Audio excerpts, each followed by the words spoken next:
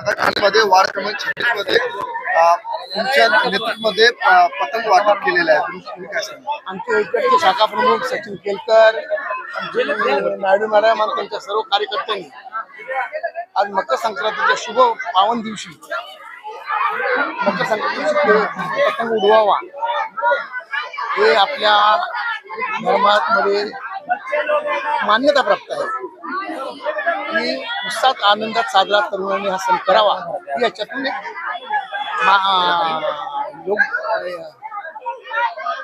एक आपण संदेश देत आहोत.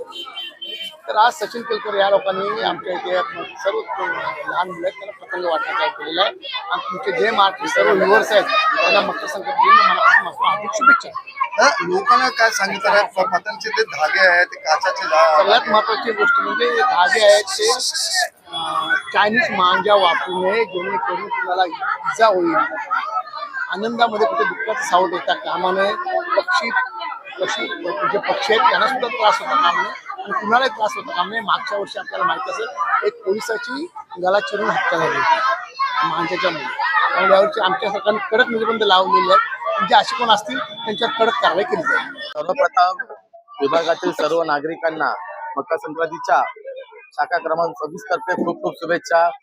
सालाबादप्रमाणे यावर्षीही शाखा क्रमांक 26 तर्फे विभागातील लहान मुलांना पतंग वाटपाचा कार्यक्रम आम्ही आयोजित करत आहे आणि आज आपण बघू शकतात की इथे किती मुलं उत्साहित आहेत पतंग घेण्यासाठी. त्यामुळे हा जो दरवर्षीचा कार्यक्रम आहे तो आम्ही आयोजित करतो. कमीत कमी 400 ते 500 लहान मुलांना आम्ही या ठिकाणी पतंग वाटणार आहोत. देखील एकदा हे तुम्ही लहान मुलाला हे सांगितलं का की पतंग देताना सर्व मुलांना अगोदरच मार्गदर्शन तरी पण पतंग देताना आम्ही हे सांगणार आहे की पतंग उडवताना कृपया नायलॉनचा मांजा वापरू नये. आपल्या दिवशी तो धाग्याचा मांजा आहे तोच वापरावा. कारण तर पतंग उडवताना पक्ष्यांची मान कापते. रोडवरून गाडीवर जाताना माणसांना इजा होतात. ते टाळण्यासाठी एक पतंग वाटप हा एक बहाणा आहे. पण त्यांना त्या प्रकारे आम्ही प्रशिक्षणही करणार आहोत की अशा प्रकारचे कोणतेही मांजा वापरू नये जेणेकरून जीवितहानी होऊ शकते. आता आम्ही जोपर्यंत शाखा वेगळे झाल्यापासून जवळजवळ आम्ही तीन चार वर्ष झाली आम्ही पतंग वाटप करतो. आणि तुम्ही आता सांगितल्याप्रमाणे जसं मांजा हा वापरू नये तसं आमचं त्यांना मुलं आम्ही भेटली तरी आम्ही त्यांना सांगत असतो. कुठे जरी वाटत असलं खेळत असताना आम्ही त्यांना सांगतो की मांजा वगैरे वापरू नका कारण इथे जीवितहानी म्हणजे कोणाची मान वगैरे कापू शकते. ती मुलं आम्हाला ऐकतात आमचं. आणि आम्ही जो आज पतंग वाटप करणार आहे ते आम्ही त्यांना मांजाच्या बद्दल पण त्यांना थोडं आम्ही प्रशिक्षण देणार की वापरू येणार आहे. दादा येणारच आहेत वाटप वाटायला. त्यांच्या हस्तेच आम्ही वाटप करणार आहे. दरवर्षी तुम्ही पतंग वाटप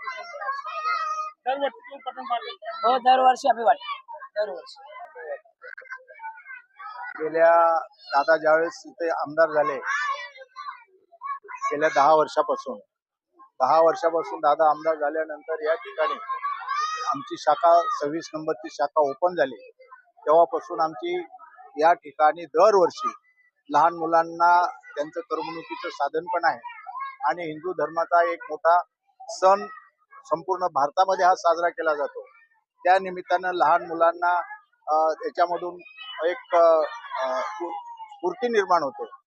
सांस्कृतिक संस्कार त्यांच्यावर घडवले जातात आणि धार्मिक सण कशा प्रकारे साजरे केले जातात परंपरेनं जे चालत आलेली रूढ आहे त्या रूढीप्रमाणे हा जो पतंग वाटपाचा जो कार्यक्रम आहे या 26 वार्डातर्फे आमच्या शाखेच्या वतीने सचिन केळकर आहेत, नायडू मॅडम आहे, डावरे आहेत, आम्ही आहेत, दादा आहेत, सगळेच जे कार्यकर्ते आमचे उपशाखा प्रमुख आहेत जे काही कार्यकर्ते आहेत त्यांच्या माध्यमातून हा कार्यक्रम दरवर्षी आम्ही आयोजित करतो आणि गेल्या 4-5 वर्षापासून सतत हा कार्यक्रम आयोजित करतो.